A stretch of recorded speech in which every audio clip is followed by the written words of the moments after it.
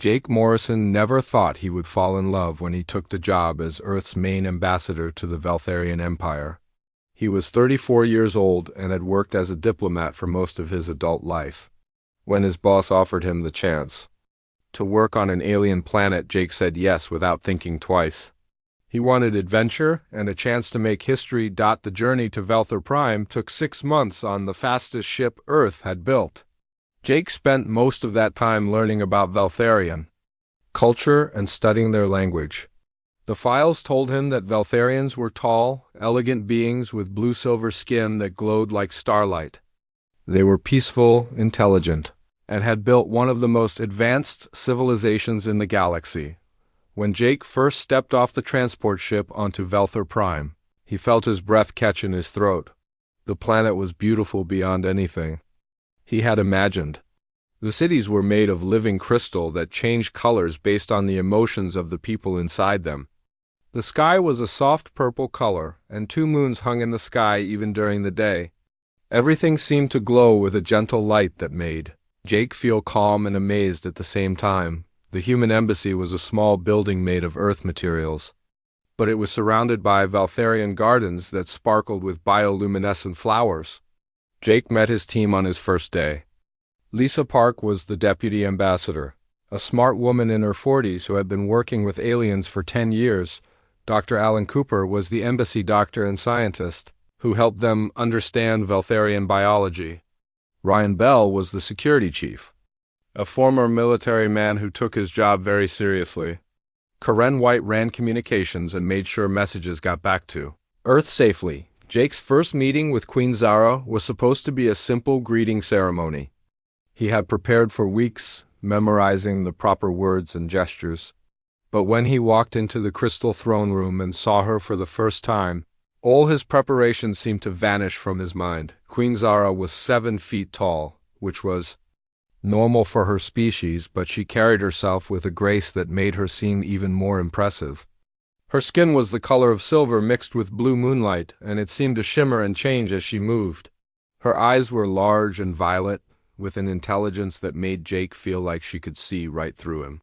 She wore flowing robes that looked like they were made from captured starlight, and a crown that grew from her head like living crystal. "Welcome to Velthar Prime, Ambassador Morrison," she said in perfect English. Her voice was musical, like wind chimes made of precious metal. "We hope your stay with us will be peaceful and productive." Jake managed to say the right words and make the right gestures, but inside he felt confused. No one had told him that an alien could be beautiful. He had expected Queen Zara to be strange and foreign, but instead she seemed elegant and fascinating, in a way that made him want to know more about her. Over the following weeks, Jake found himself looking forward to his meetings with Queen Zara more than he should have. They met twice a week to discuss trade agreements, cultural exchange programs, and various diplomatic matters. But Jake noticed that their conversations often drifted to other topics. They talked about art, philosophy, and the differences between their worlds. Queen Zara was curious about Earth and asked many questions about human culture, while Jake found himself equally curious about Veltharian society. The Queen seemed to enjoy these longer conversations as much as Jake did. She would smile in a way that made her skin glow brighter, and sometimes she would laugh at his jokes about human customs. Jake began to realize that, despite being from different species, they had similar senses of humor and ways of thinking. About the world, Dr. Lisa Park noticed the change in Jake. After his first month on Velthar Prime, she watched him spend extra time preparing for his meetings with Queen Zara, and she saw how he would return from those meetings looking happy and energized. During their weekly staff meetings, Jake would talk about the Queen's insights and ideas with obvious admiration. "Jake," Lisa said to him one evening as they shared dinner in the embassy cafeteria, "you seem to really enjoy working with Queen Zara." Jake looked up from his meal, which was a mix of earth vegetables and Veltharian fruits that tasted like sweet starlight. "She's very intelligent," he said. "Much more than the briefing suggested. She has ideas about interspecies cooperation. That could change everything." Lisa nodded but looked concerned. "Just remember that she's not human, Jake. What might seem like friendship to us could mean something completely different to her. Jake wanted to argue, but he knew Lisa was right to be careful. He had read about diplomats who misunderstood alien customs and caused problems. But when he was with Queen Zara, those worries seemed to disappear. She felt real and warm, not alien at all. As the months passed, Jake's feelings grew stronger. He found himself thinking about Queen Zara even when he was not working. He would wake up excited about their next meeting and go to sleep remembering something clever she had said. He started learning more about Valtharian culture not because he had to, but because he wanted to understand her better. The other embassy staff began to notice Jake's behavior too. Dr. Allen Cooper mentioned that Jake asked a lot of questions about Valtharian emotions and relationships. Ryan Bell observed that Jake always made sure he looked his best before meetings with the Queen. Karen White noticed that Jake's reports to Earth were becoming more personal and detailed when he wrote about Queen Zara. One day, about 8 months after Jake arrived on Valthar Prime, Queen Zara invited him to walk through the royal garden. It was a place Jake had heard about but never seen. The garden was filled with plants that seemed to be made of living light, and fountains that flowed with liquid that looked like melted rainbows. As they walked along the crystal paths, Queen Zara told Jake about the history of her people and how the garden had been created by her ancestors.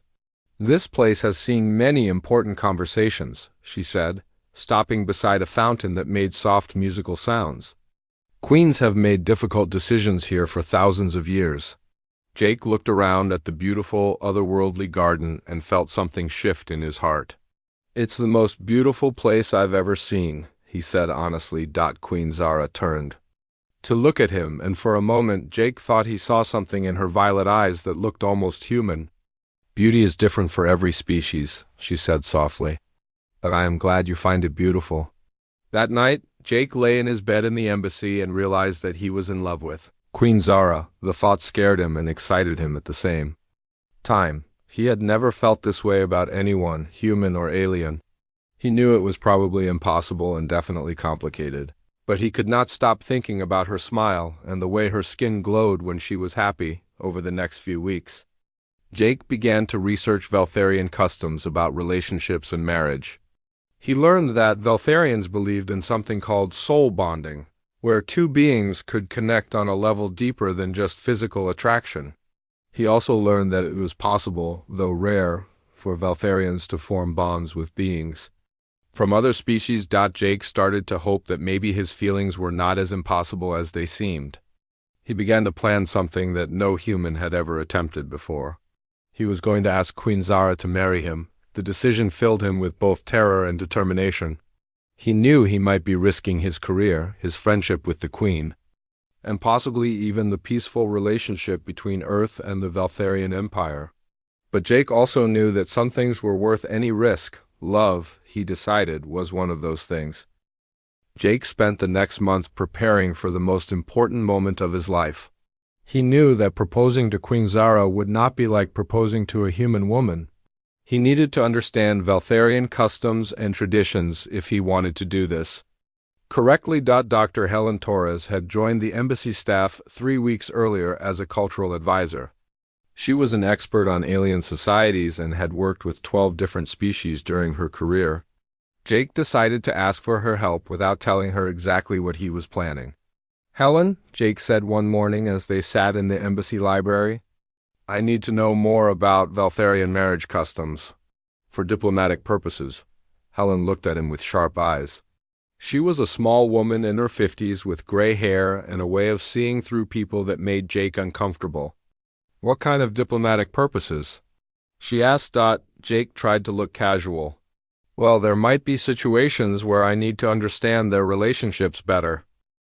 For cultural exchange programs." Helen did not look convinced, but she pulled up files on her computer. "Valtharian bonding rituals are quite complex," she said.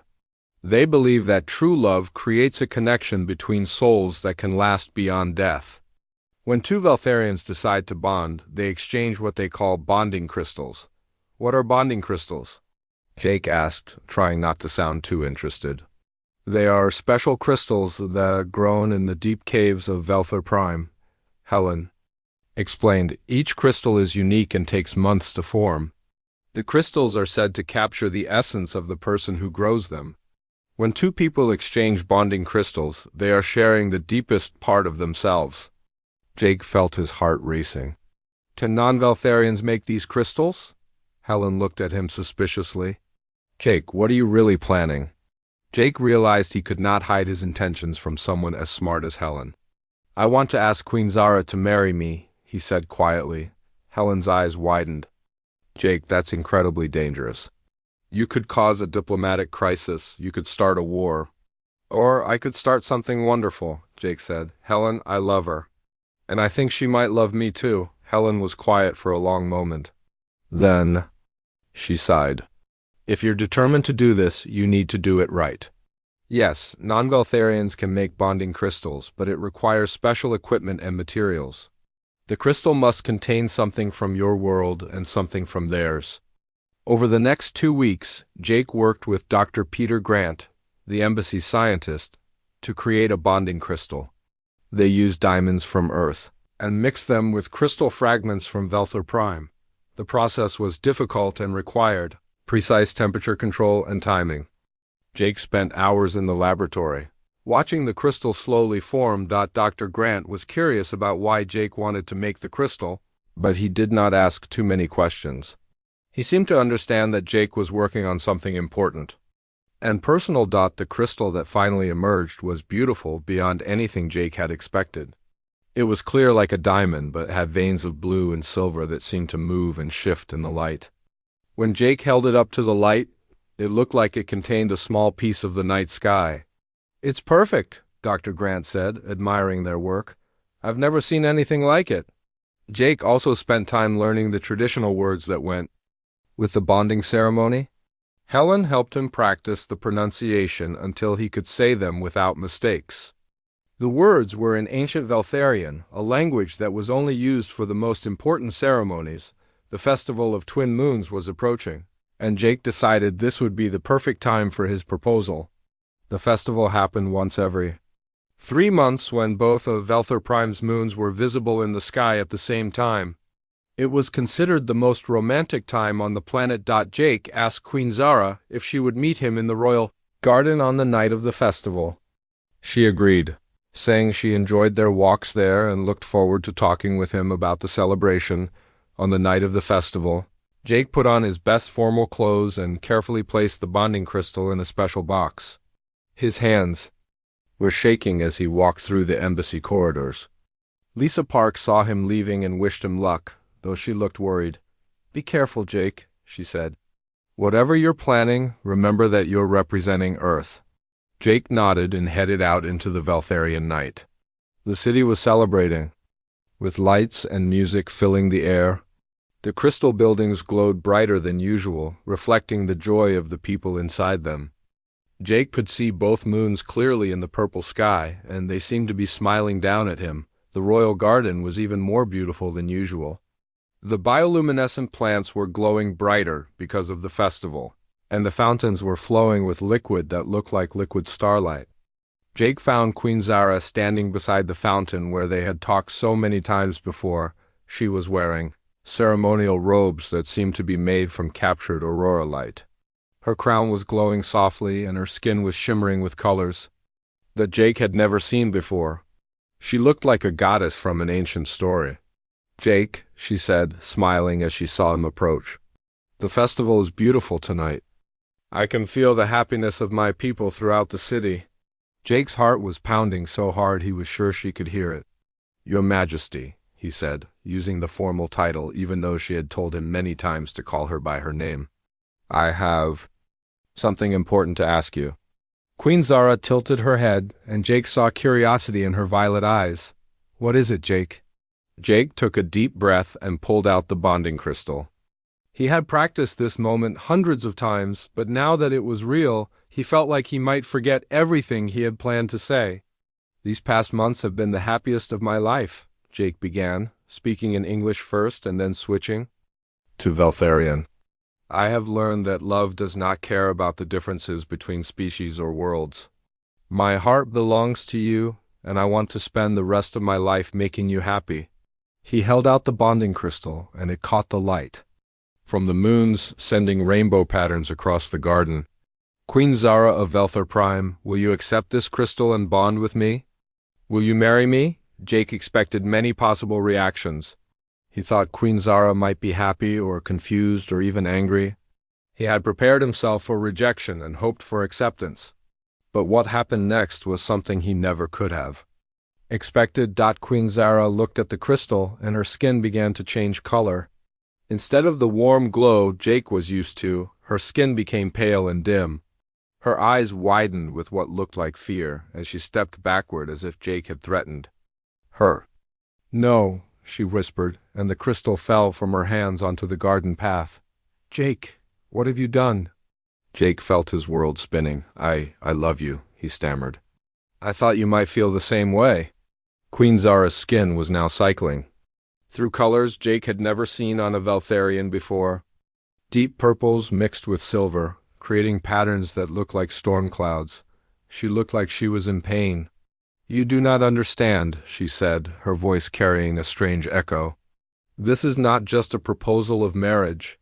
By presenting a bonding crystal to Veltharian royalty, you have invoked an ancient law. You have created a situation that will change everything. Jake felt cold fear creeping up his spine. What do you mean? Queen Zara looked at him with eyes that seemed to hold 1,000 years of sadness. Jake Morrison of Earth, you have challenged the cosmic order itself. Your proposal will now be judged by the High Council, and the consequences will affect not just us, but both our species. She turned away from him, her robes flowing like liquid light. The council will convene at dawn. They will decide whether love can truly exist between our kinds, or whether you have committed an act that will destroy everything we have built. Jake stood in the garden, the bonding crystal at his feet, feeling like his world was crumbling around him. He had wanted to declare his love, but instead he had started something that might change the fate of 2 entire civilizations. As Queen Zara walked away, Jake realized that his simple proposal had become something far more complex and dangerous than he had ever imagined. Jake stood frozen in the royal garden, watching Queen Zara walk away from him. The bonding crystal lay shattered on the crystal path, its pieces reflecting the light of the twin moons like broken dreams. He felt like his heart had been torn from his chest, but he was also confused about what had just happened. He picked up the largest piece of the crystal and held it in his palm. It still glowed with the same blue and silver light, but now it seemed cold and lifeless. Jake had spent weeks preparing for this moment, but nothing had prepared him for Queen Zara's reaction. The next morning came too quickly. Jake had not slept at all. He sat in his quarters at the embassy, staring out the window at the Veltharian city as it came to life. The crystal buildings were glowing with their usual morning colors, but everything felt different now. The beautiful alien world that had become his home suddenly felt dangerous and uncertain. Lisa Park knocked on his door at 7 in the morning. Jake, we need to talk, she said when he opened the door. The Veltharian government sent an official message an hour ago? You're being summoned to appear before the High Council. Jake felt his stomach drop. What does that mean? Lisa looked worried. I'm not sure. The message was very formal and written in ancient Veltharian. Helen is trying to translate it properly, but it seems like you're going to be judged for something. Jake told Lisa everything that had happened in the garden. As he spoke, he watched her face grow more and more concerned. When he finished, Lisa sat down heavily in his chair. Jake, do you realize what you might have done? She said, we're guests on this planet. If you've somehow insulted their queen or broken their laws, it could destroy the relationship between Earth and the Veltharian Empire. Before Jake could answer, his door chimed again. This time it was Dr. Helen Torres, and she looked pale and frightened. Jake, I've translated the message, she said, holding up her computer. You're going to stand trial for invoking something called the Law of Cross-Species Bonding. According to this, it's an ancient law that hasn't been used in over 1,000 years. Jake felt like the walls were closing in on him. What does the law say? Helen read from her screen. When a being from another species presents a bonding crystal to Veltharian royalty, it creates a formal challenge to the natural order. The High Council must decide whether such a union is possible or whether it represents a threat to both species. A threat? Jake said. How could love be a threat? I don't know, Helen admitted.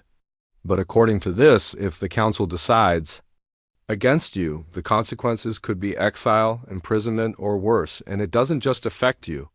It could affect the entire human presence on Velthar Prime. Jake spent the rest of the morning preparing for the trial. He had no idea what to expect, but he knew he had to be ready for anything. Lisa helped him choose formal clothes that would show respect for the Veltharian court.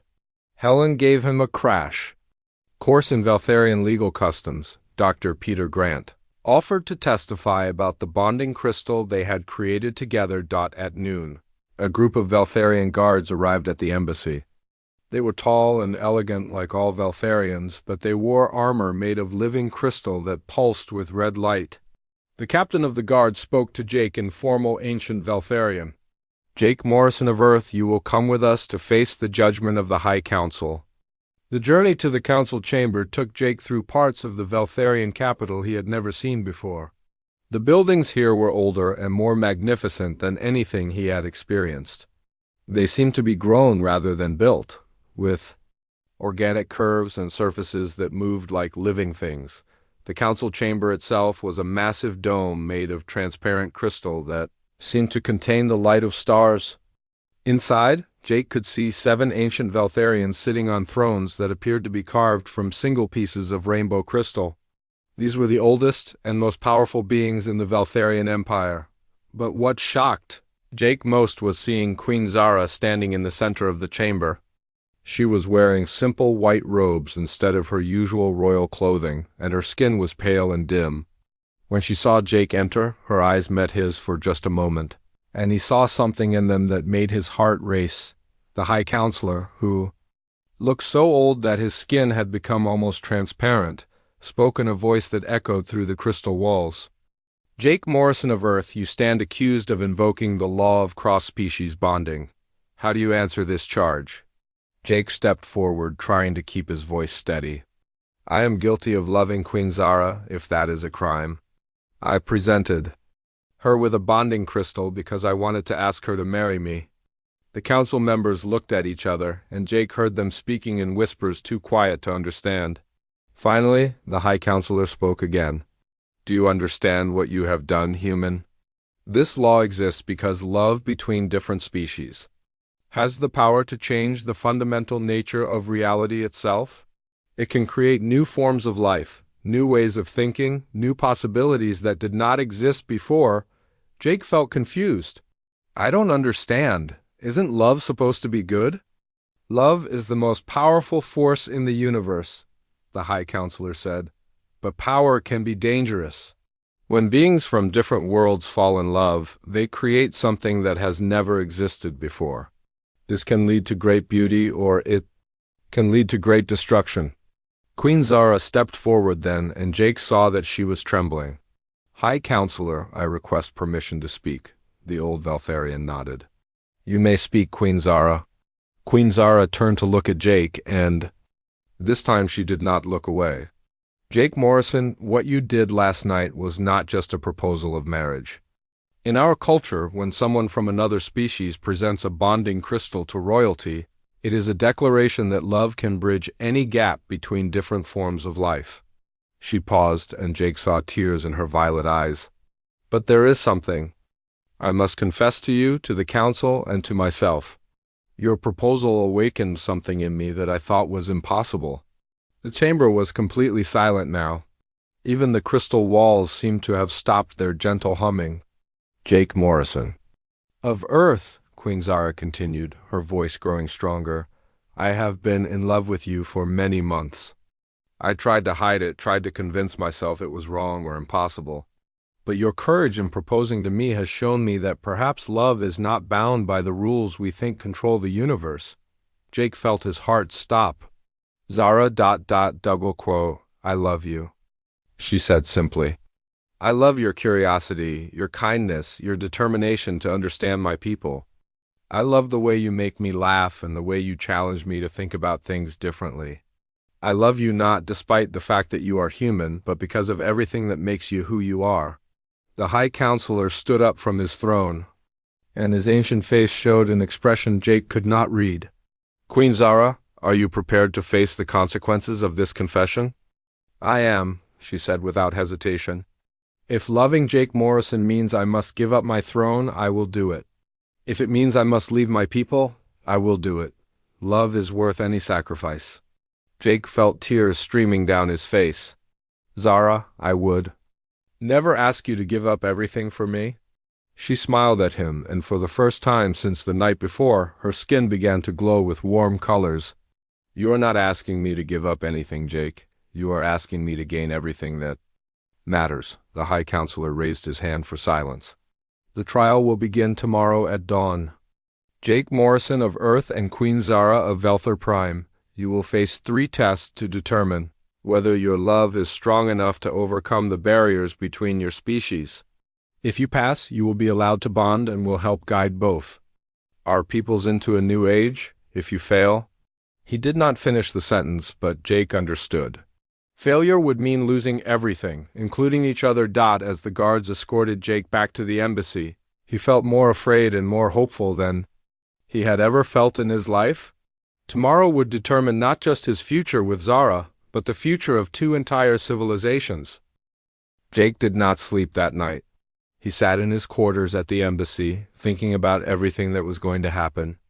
In a few hours, he would face 3 tests that would decide whether he could spend his life with Zara or whether he would lose her forever. Lisa Park, Helen Torres, and the other embassy staff had stayed up with him, trying to prepare him for whatever the trial might bring. They had studied every piece of information they could find about Veltharian law and customs, but there was very little written about the law of cross-species bonding. "The important thing is to be honest," Helen said as they sat around the table in the embassy meeting room. "Veltharians can sense emotions through their skin. If you try to lie or hide anything, they will know. Just remember that you're not just representing yourself," Lisa added. "You're representing all of humanity. Whatever happens, stay calm and show them the best of what humans can be." Dr. Peter Grant had been quiet most of the night, but now he spoke up. "Jake, I've been thinking about that bonding crystal we made. The fact that it worked at all means something. Veltharian technology responded to human emotions and intentions. That has to count for something." As the sun began to rise over the Crystal City, Jake put on his best formal clothes and prepared to leave for the council chamber. His hands were shaking as he straightened his tie, but he felt more determined than afraid. Whatever the tests were, he would face them with everything he had. The same crystal-armored guards came to escort him, but this time they seemed less threatening. The captain even spoke to him in regular Veltharian instead of the ancient formal language. "Good luck, Ambassador Morrison," the captain said. "Many of us hope you succeed."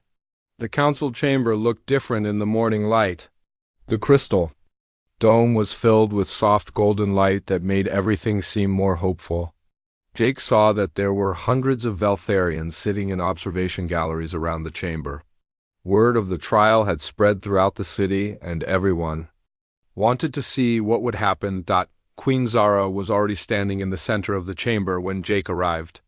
She wore the same simple white robes as the day before, but her skin was glowing with soft blue and silver colors. When she saw Jake, she smiled, and he felt his nervousness begin to fade. The 7 members of the High Council took their places on their crystal thrones. The High Counselor stood and raised his hands for silence. "We are gathered here to witness the trial of hearts," he announced in a voice that echoed through the chamber. "Jake Morrison of Earth and Queen Zara of Velthor Prime will face 3 tests to determine whether love can truly bridge the gap between different species." He pointed to a series of crystal platforms that had risen from the chamber floor. "The first test is the test of understanding. You must prove that you truly know each other, not just as lovers, but as representatives of your peoples." Jake and Zara stepped onto the platforms, which began to glow with soft light. Suddenly, Jake heard the High Counselor's voice inside his head. asking him questions about Veltharian culture, history, and traditions. At the same time, he knew that Zara was being asked similar questions about Earth and humanity. Jake found himself answering questions about Veltharian art, their system of government, their religious beliefs, and their philosophy about the nature of the universe. But the questions were not just about facts he had memorized. They were about understanding why these things mattered to Veltharian people. When asked about Veltharian music, Jake did not just describe the sounds. He explained how Veltharian songs were meant to create emotional connections between people, and how the crystal cities themselves became part of the music by changing colors in response to the melodies. When asked about Veltharian family structures, Jake talked about how Veltharians valued both individual achievement and community responsibility, and how their long lifespans made them think about relationships differently than humans did. The questions went on for what felt like hours. Jake could see Zara on her platform, her skin glowing brighter as she answered her own set of questions about Earth. He wondered what she was being asked and hoped she was doing as well as he thought he was. Finally, the platform stopped glowing and the High Counselor nodded. You have both shown deep understanding of each other's worlds. The first test is passed. Jake felt relief wash over him, but he knew the hardest tests were still to come. The second test is the test of sacrifice, the High Counselor announced. True love requires the willingness to give up what is most precious for the sake of the beloved. 2 new platforms rose from the floor, and Jake and Zara stepped onto them. This time, Jake felt a strange sensation as if someone was looking directly into his heart and mind. Jake Morrison, the High Counselor said, what are you willing to sacrifice to be with Queen Zara? Jake thought about everything he would be giving up. His career as an ambassador might be over. He might never be able to return to Earth. He might have to spend the rest of his life learning to live in an alien culture that he did not fully understand. But as he thought about these things, Jake realized that none of them mattered compared to losing Zara. I will give up my citizenship on Earth, Jake said clearly. I will give up my career, my home, everything I have ever known. I will learn to live as a Veltharian if that is what it takes. The only thing I cannot give up is my love for Zara. Queen. Zara's platform began to glow, and Jake heard her voice ring through the chamber. I will give up my throne, she said, and gasps echoed from the observation galleries. I will give up my royal status, my palace, my position as leader of my people. I will leave Velthar Prime if necessary and learn to live as a human. The only thing I cannot give up is my love for Jake. The High Counselor looked at both of them for a long moment. You have both proven your willingness to sacrifice everything for love. The second test is passed. Jake felt his heart pounding as the third platform rose from the floor. This one was larger and more complex than the others, covered with crystal formations that pulsed with rainbow light. The final test is the test of unity, the High Counselor announced. Your minds will be joined temporarily through our most advanced technology. If your love is real, you will be able to share thoughts and emotions completely. If it is false, the connection will fail and you will both suffer great pain.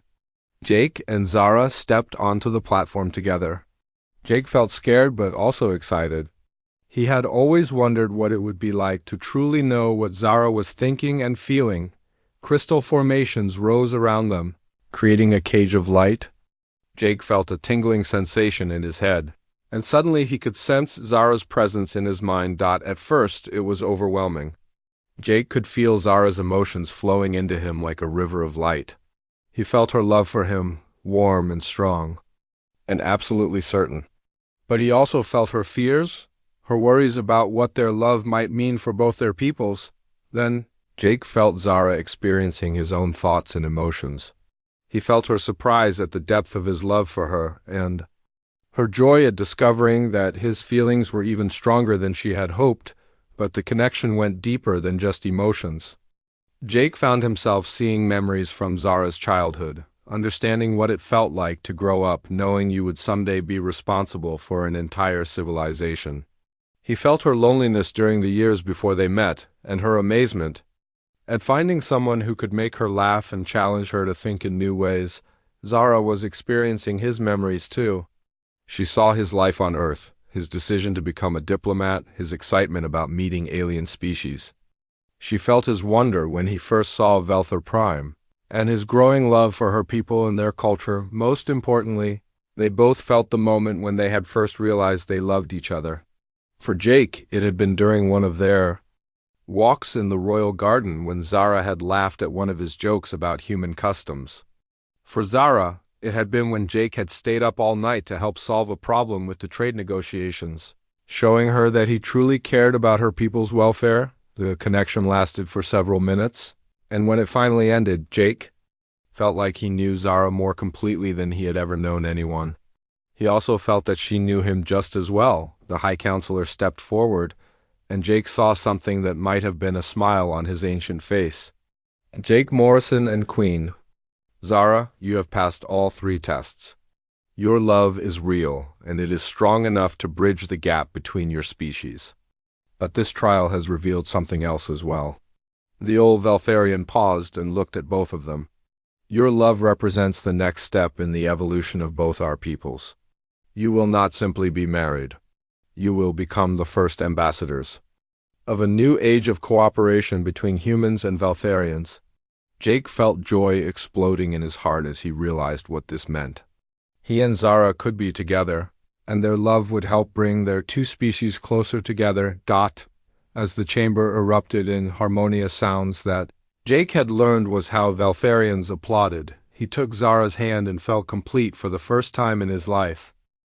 The celebration began immediately after the High Council announced their decision. The crystal chamber filled with the harmonious sounds of Veltharian joy, a musical noise that seemed to come from the walls themselves.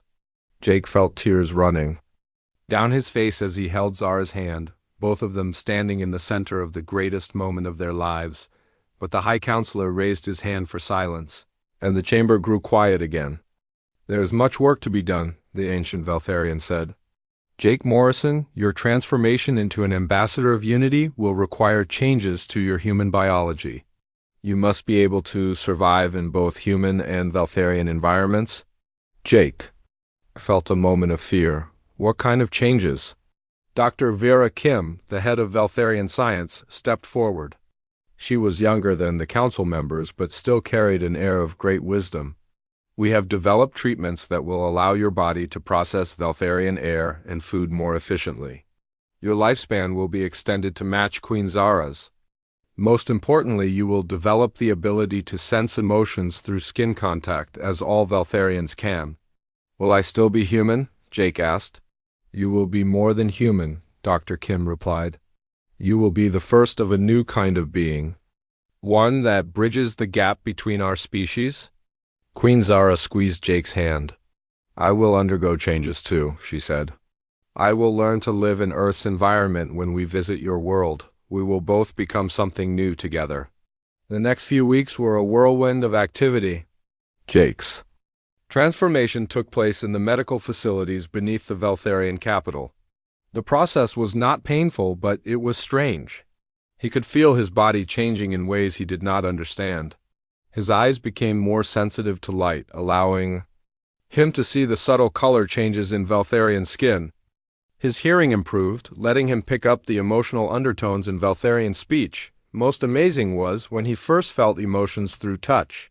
When Zara held his hand during one of his treatments, Jake suddenly felt her love flowing into him like warm sunlight.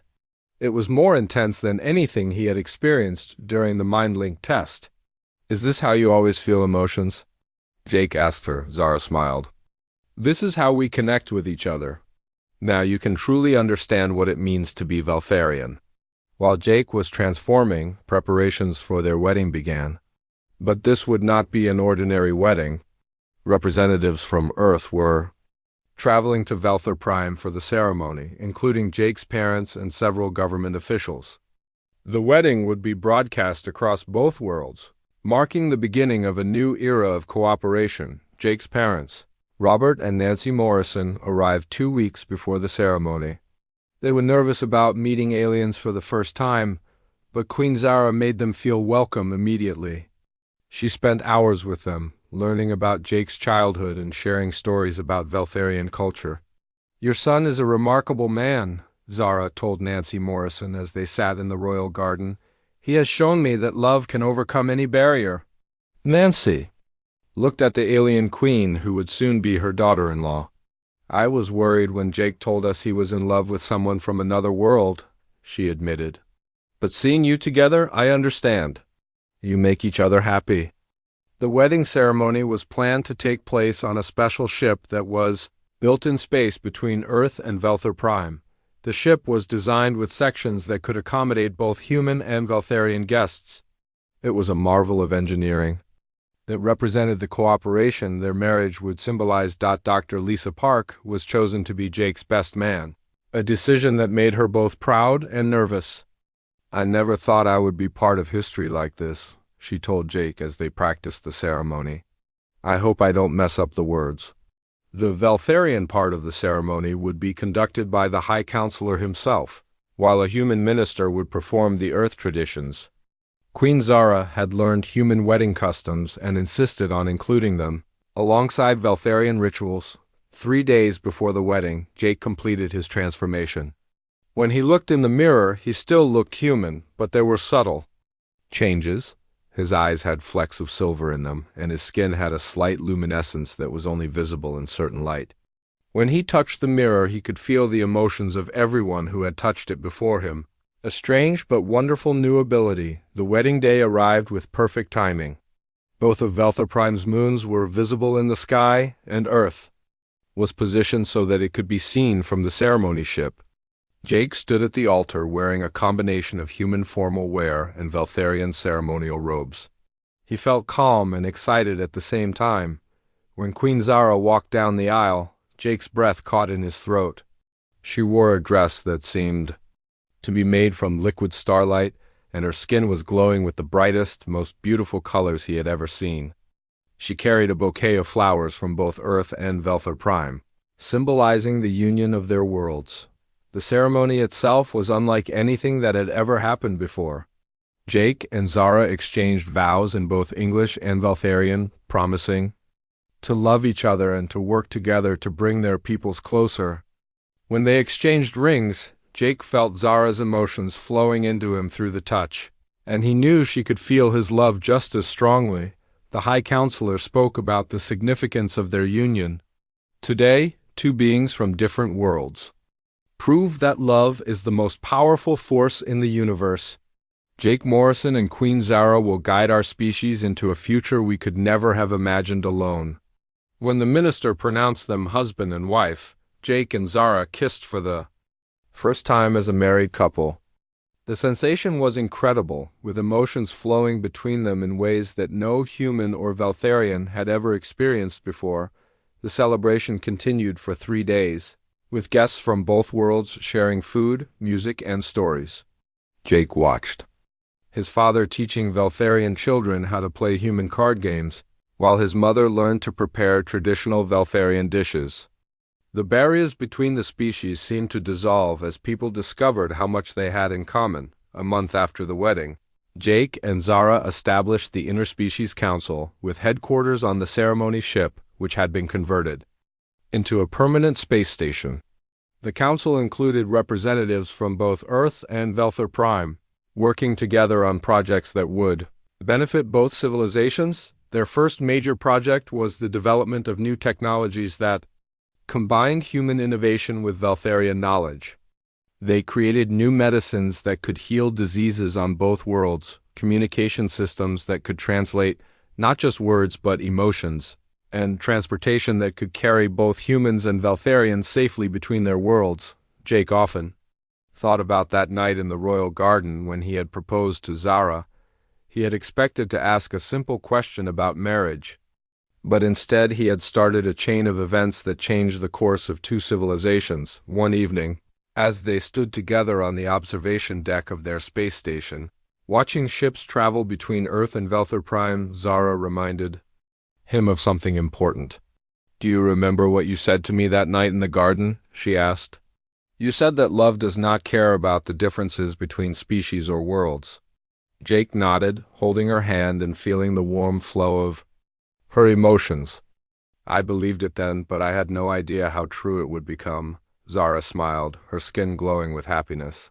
Your proposal did more than ask me to marry you, Jake. It challenged the universe to prove that love is stronger than fear, stronger than tradition, stronger than the barriers we build between ourselves and others. They watched as the first joint human-Valtharian exploration ship departed for a distant galaxy. Its crew made up of volunteers from both species who would search for new worlds together. What do you think we'll find out there? Jake asked.